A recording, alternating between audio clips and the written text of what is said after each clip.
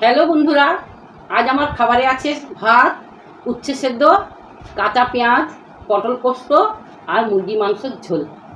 যদি তোমাদের এই খাবারটা ভালো লাগে তাহলে তোমরা কমেন্ট করবে, শেয়ার করবে, আমার পাশে থাকবে, সাবস্ক্রাইব তো করবেই, আমাকে আগিয়ে নিয়ে যাবে।